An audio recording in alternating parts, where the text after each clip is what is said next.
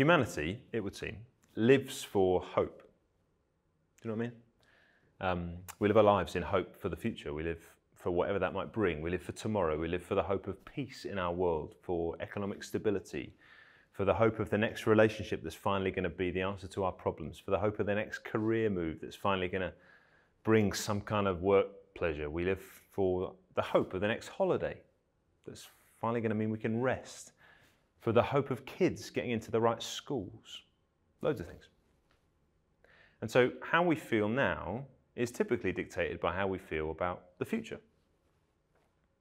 But maybe it's less a kind of concrete hope for something specific and more just a vague optimism that things are going to, one day turn out all right in the end, because we live in an era of progress, right? Things can only get better.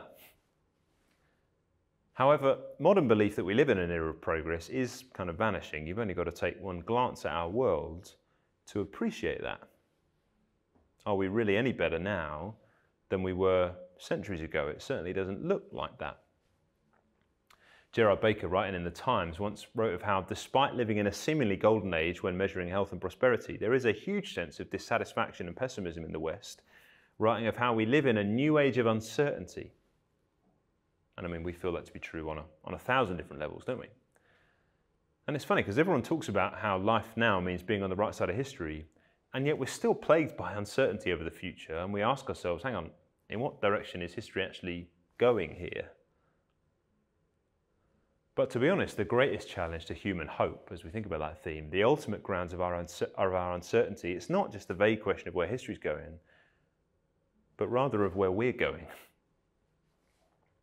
Because here's the thing we've got to contend with, okay? And here is the question that we've got to wrestle with at the end of this series of sessions, that even if you had all of your personal hopes fulfilled, all right, even if there was peace and prosperity in our nation for years and years to come, even if climate change reversed itself, even if everyone everywhere stopped using fossil fuels and single-use plastics, even if all of that were true, ultimately something gets in the way because, like it or not, death is just around the corner.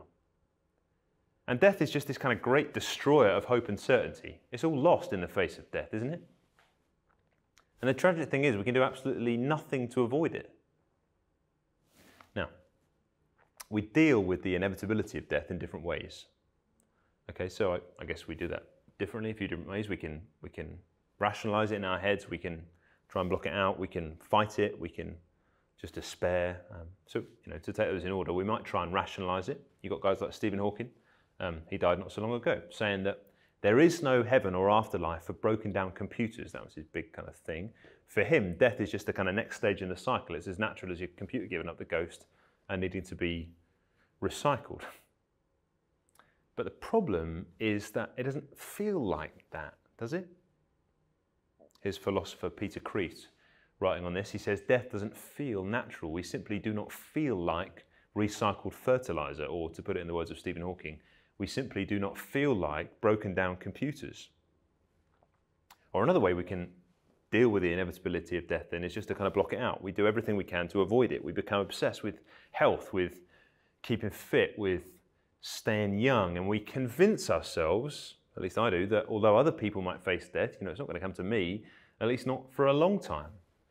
And yet it's there, it's just lurking in the background, and you can be the fittest, healthiest person on the planet, and yet death is waiting in the shadows, and you don't really know when it's going to come. It's just an uncertain waiting game.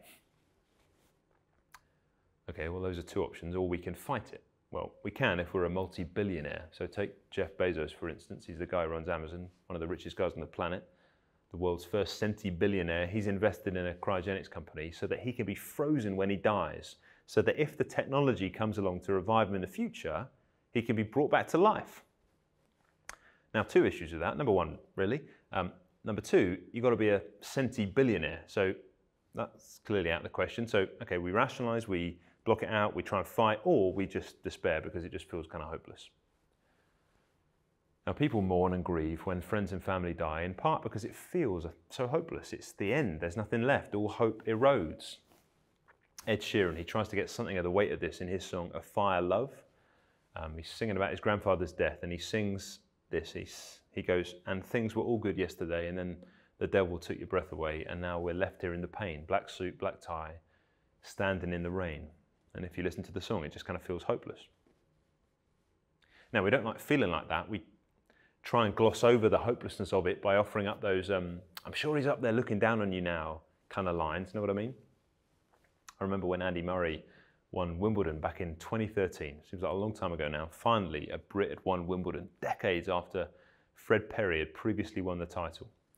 And there was an article in the Times by Neil Harmon, and a line that stayed with me. And Neil wrote of Murray's win, he said, "Dear old Fred Perry would have loved to see this.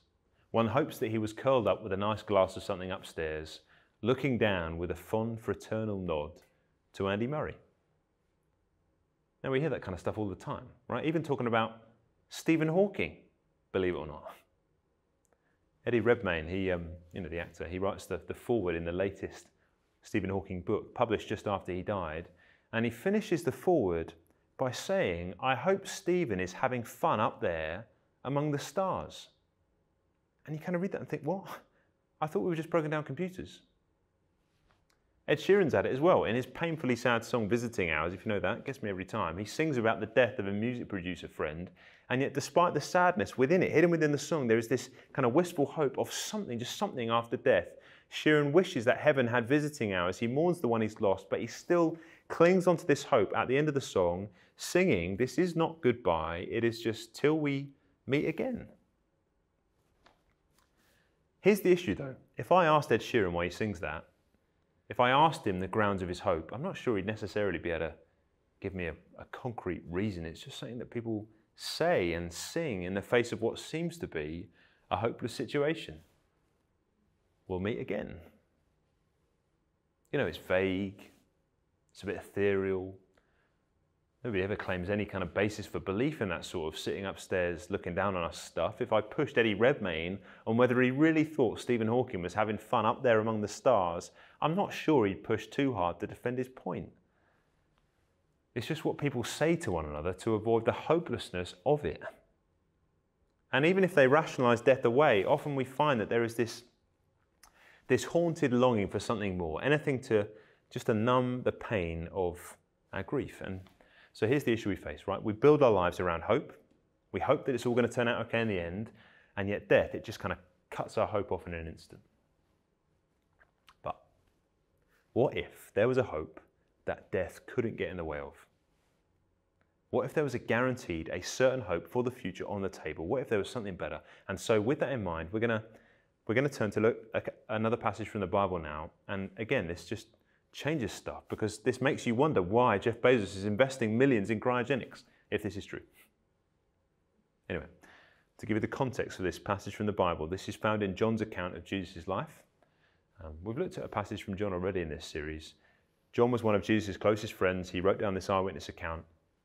We're going to join the account this time at a point in which a good friend of Jesus called Lazarus, he's got seriously ill, and in the end, he's actually died. And Jesus turns up in the town with his disciples. I'm going to read it all out, and then once again we'll pause to discuss. John 11. On his arrival, Jesus found that Lazarus had already been in the tomb for 4 days. Now Bethany was less than 2 miles from Jerusalem, and many Jews had come to Martha and Mary to comfort them in the loss of their brother. When Martha heard that Jesus was coming, she went out to meet him, but Mary stayed at home. "Lord," Martha said to Jesus, "if you'd been here, my brother wouldn't have died. But I know that even now God will give you whatever you ask." Jesus said to her, "Your brother will rise again." Martha answered, "I know he will rise again in the resurrection at the last day." Jesus said to her, "I am the resurrection and the life. The one who believes in me will live, even though they die. And whoever lives by believing in me will never die. Do you believe this?" "Yes, Lord," she replied. "I believe that you are the Messiah, the Son of God, who is to come into the world." After she'd said this, she went back and called her sister Mary aside. "The teacher's here," she said, "and is asking for you." When Mary heard this, she got up quickly and went to him. Now Jesus hadn't yet entered the village, but was still at the place where Martha had met him. When the Jews who had been with Mary in the house, comforting her, noticed how quickly she got up and went out, they followed her, supposing she was going to the tomb to mourn there. When Mary reached the place where Jesus was and saw him, she fell at his feet and said, "Lord, if you'd been here, my brother wouldn't have died."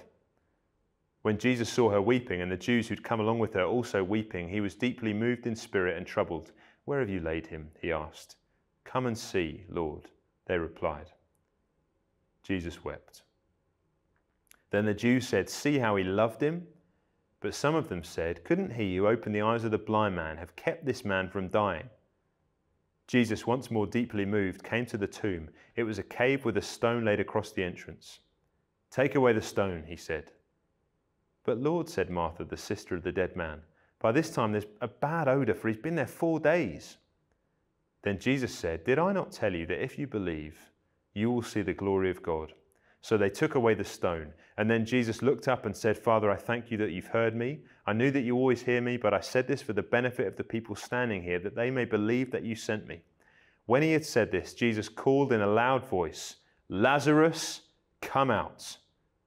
The dead man came out, his hands and feet wrapped with strips of linen and a cloth around his face.